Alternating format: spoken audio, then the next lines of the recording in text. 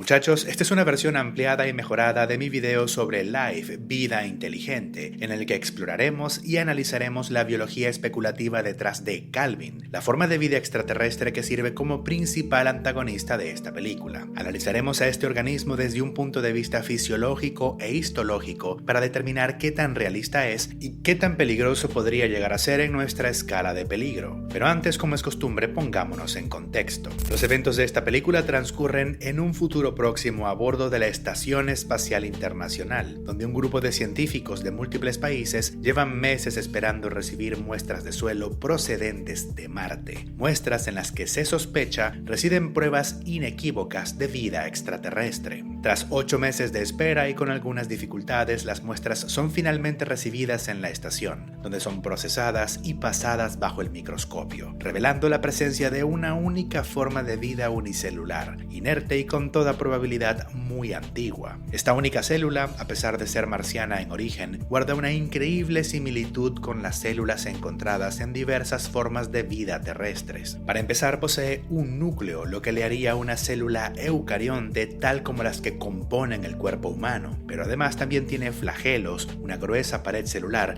y múltiples vacuolas e inclusiones citoplásmicas, algunas llenas de un pigmento de color verde que podría ser análogo a la clorofila de las plantas.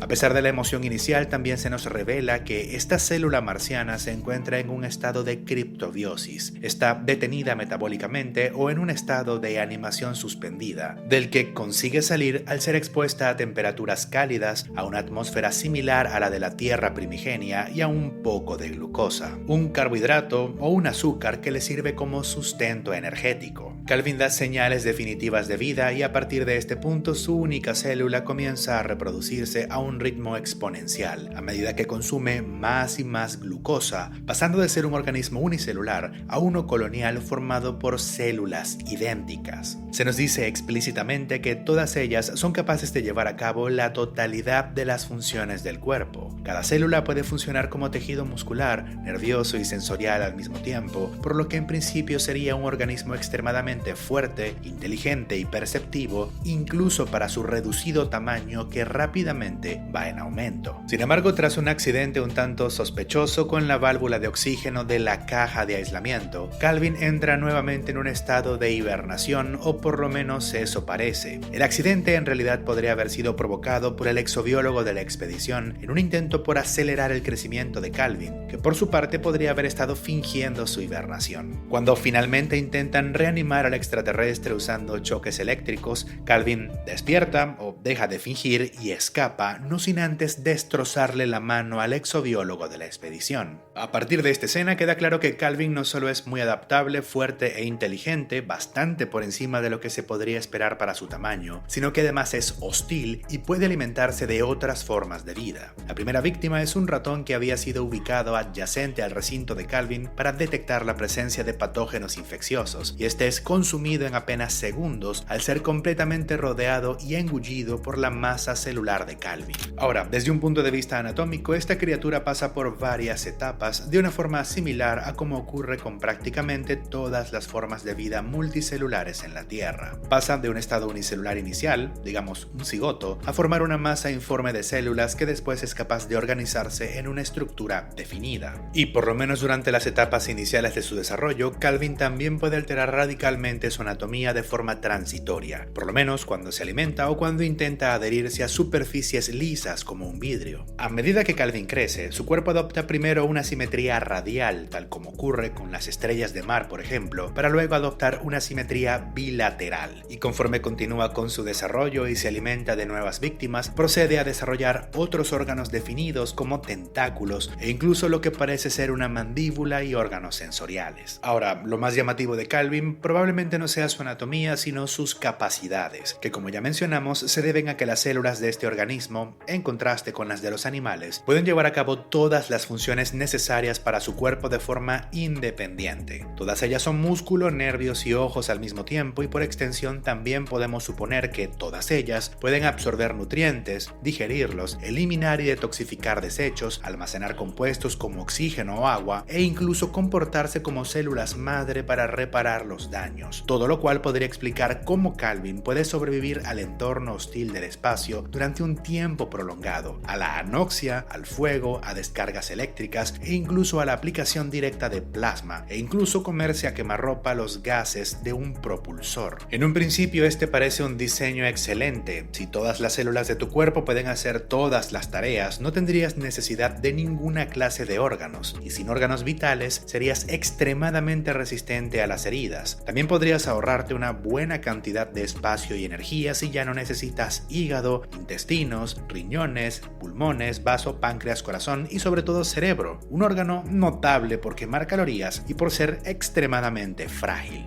En fin, no habría que tener todos esos órganos especializados si ya todas tus células pueden suplir sus funciones. Y todo esto no solo parece una buena idea, sino que además también es, en principio, plausible. Un organismo unicelular puede subsistir perfectamente sin ninguna de estas estructuras. Una célula de vida libre tiene en su interior todos los mecanismos necesarios para su supervivencia. Al contrario que, por poner un ejemplo, una célula nerviosa. Las neuronas, por sí solas, sin el apoyo de otras células de nuestro cuerpo, morirían rápidamente ante la falta de protección, oxígeno o nutrientes. Y lo que es más, en la vida real existen organismos que, tal como Calvin, no poseen órganos ni tejidos, sino células idénticas, capaces de hacer de todo al mismo tiempo. Los organismos que viven de esta manera se encuentran en el límite entre la unicelularidad y la multicelularidad, y ocasionalmente se les denomina como organismos coloniales o pluricelulares para hacer la distinción.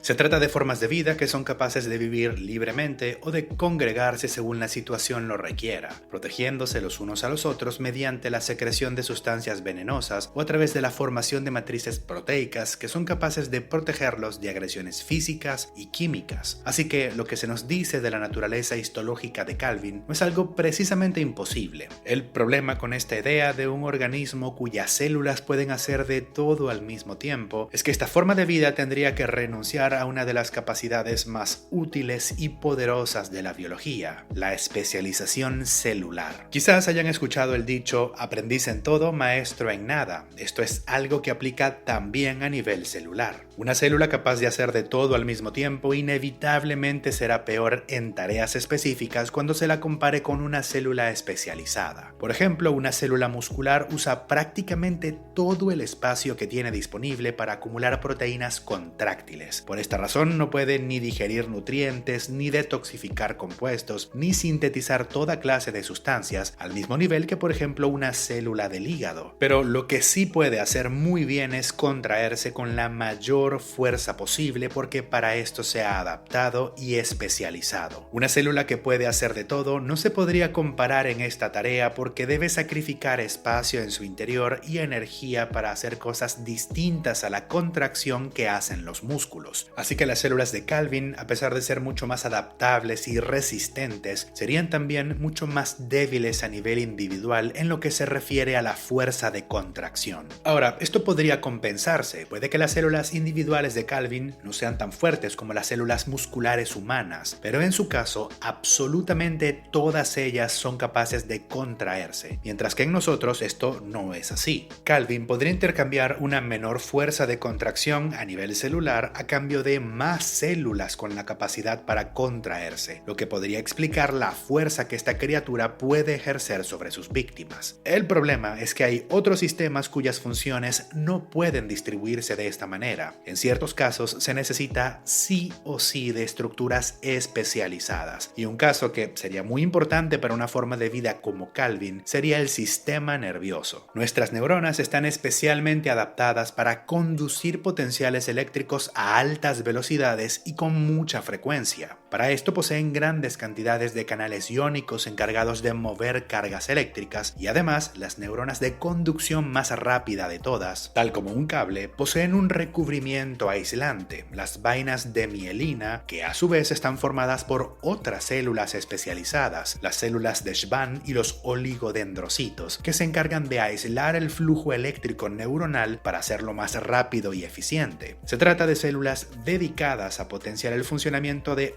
otras células que ya de por sí están dedicadas a una tarea concreta. Un claro ejemplo de sinergia. El todo es mayor que la suma de sus partes. Ahora, nuevamente podemos tratar de defender el diseño de Calvin y decir que algunas células, como los músculos, también son capaces de producir y conducir impulsos eléctricos, eso es cierto, pero sin todas estas adaptaciones, lo hacen a costa de una velocidad de conducción mucho menor. Un músculo puede conducir un potencial eléctrico con una velocidad de cerca de 3 metros por segundo o 10 kilómetros por hora. Mientras tanto, una neurona motora, que es la que transmite la información desde el cerebro hasta el músculo, puede alcanzar entre 80 y 120 metros por segundo, o unos 430 kilómetros por hora en velocidad de conducción. Esta velocidad de conducción no es más que una especie de latencia o un ping, es un retraso y un cuello de botella importante en lo que se refiere a la velocidad de reacción de una criatura. De allí precisamente que las neuronas motoras, aquellas que nos permiten coordinar movimientos, sean las de conducción más rápida de nuestro cuerpo. Este hecho es lo que explica, por lo menos en parte, cómo vertebrados como los mamíferos y las aves suelen ser mucho más ágiles, diestros y rápidos que los invertebrados, aun cuando suelen ser sustancialmente más grandes. Los invertebrados no poseen mielina en su sistema nervioso central, por lo que sus neuronas conducen más lento. Ahora, tener células especializadas en colaborar las unas con las otras para hacer una tarea muy específica no solo permite crear sinergia, sino que además también lleva a la aparición de estructuras especializadas. Un ejemplo de esto es el cerebelo, literalmente un pedazo de encéfalo compuesto en su mayoría por neuronas y células de mielina, cuyo único propósito es que nuestros movimientos sean precisos y fluidos. El cerebelo es la estructura nerviosa que nos quita la carga de tener que ser conscientes de todas y cada una de las contracciones musculares individuales para llevar a cabo movimientos complejos. Cuando caminamos, no pensamos conscientemente en contraer cada uno de los músculos implicados en la marcha. Lo hacemos de forma semiautomática, y este automatismo que tenemos para ciertos movimientos es en buena parte el trabajo del cerebelo. Para hacer una analogía sencilla, si nuestra capacidad para movernos son las gráficas de un videojuego, el cerebelo sería una tarjeta gráfica dedicada solo a esta tarea. Además, también tiene la capacidad de aprender a automatizar movimientos nuevos, de allí la famosa memoria muscular. Esto vendría a ser el DLSS o el FSR de nuestra GPU motora, lo que quiere decir que el cerebelo aumenta la velocidad y la precisión con la que ejecutamos movimientos mientras más los realizamos. El cerebelo es un claro ejemplo de emergencia. Es una función nueva que emerge de partes individuales que de forma aislada no podrían hacer nada parecido, partes aisladas que además se sinergian entre sí. Pero si hay un sistema orgánico sin el que Calvin no podría sobrevivir en la Tierra y que además necesita sí o sí de especialización, ese sería el sistema inmune. Los seres humanos contamos con células específicamente adaptadas para matar a ciertos invasores específicos también. Por ejemplo, los eosinófilos son más eficaces para eliminar parásitos, los neutrófilos y los macrófagos son especialmente útiles contra las bacterias y los linfocitos citotóxicos y NK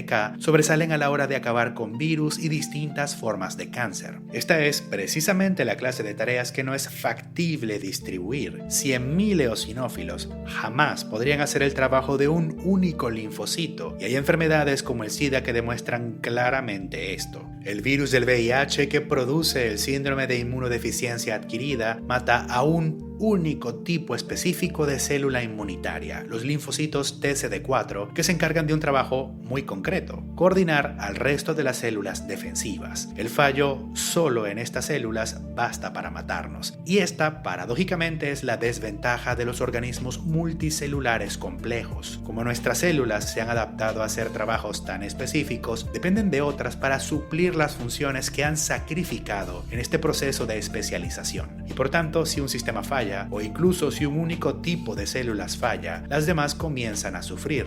A cambio de esta codependencia celular se obtiene una mayor flexibilidad morfológica y fisiológica para desarrollar mayor fuerza, inteligencia y tamaño potencial, además de mecanismos tan sofisticados como el cerebelo que nos permiten ser ágiles y extremadamente precisos. Esto es algo que a veces subestimamos, pero dejando de lado la inteligencia, no hay ninguna otra forma de vida que pueda compararse con nosotros en lo que se refiere a destreza en las manos, tanto a la hora de hacer trabajos finos y de precisión como a la hora de blandir armas y arrojar objetos. No llevamos a los mamuts a la extinción solamente pensando, sino también arrojándoles armas. Aunque, solo para que quede claro, los seres humanos no fueron el único factor detrás de la extinción de la megafauna del Pleistoceno. El punto al que quiero llegar es que un organismo como Calvin, conformado por células que no se especializan en nada, sino que al contrario lo hacen todo, es en líneas generales incompatible con un organismo que sea, al mismo tiempo,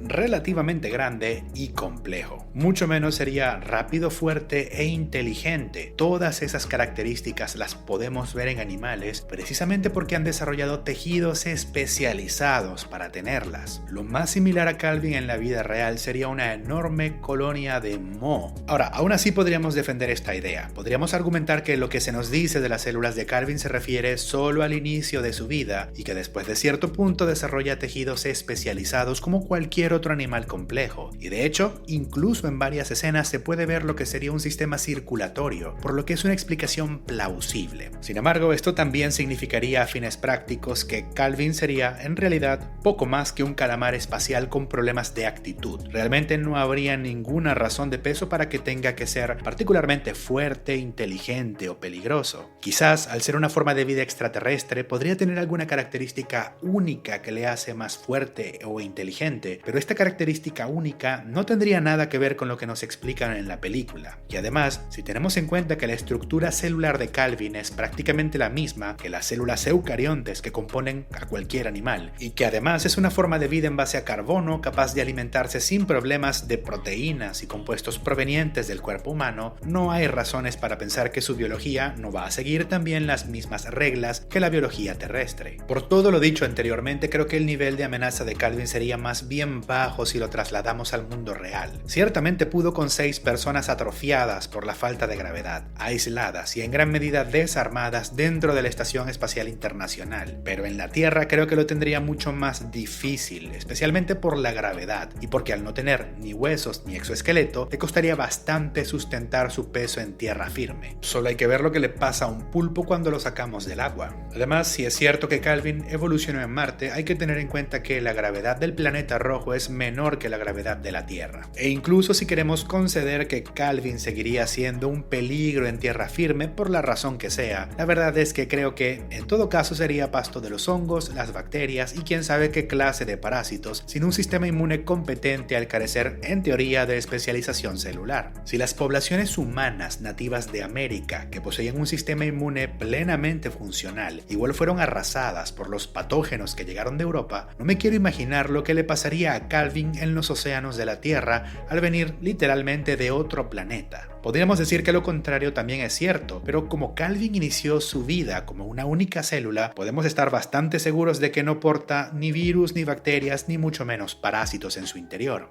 Y por todas estas razones es que Calvin se lleva un 3 sobre 10 en nuestra escala de peligro según la información que nos proporcionan en la película. Si les parece muy bajo, pueden checar los requisitos de la escala en la descripción, aunque también es cierto que hay muchas cosas que aún no se saben de este organismo, como su tamaño máximo, su reproducción o el alcance de su inteligencia. Pero estoy abierto a volver a analizarlo algún día si nos dan una secuela con más información sobre él. No puedo cerrar este video sin decir que, a pesar de todo lo dicho, lo cierto es que por lo menos los aspectos de ciencia ficción de esta película me gustaron bastante. Y quizás por eso es que fui más crítico a la hora de analizar a Calvin. En cualquier caso, espero que les haya gustado este video. Recuerden que pueden apoyarme dándole de comer al algoritmo con un comentario o a través de Patreon. Yo me despido y nos vemos en el siguiente video.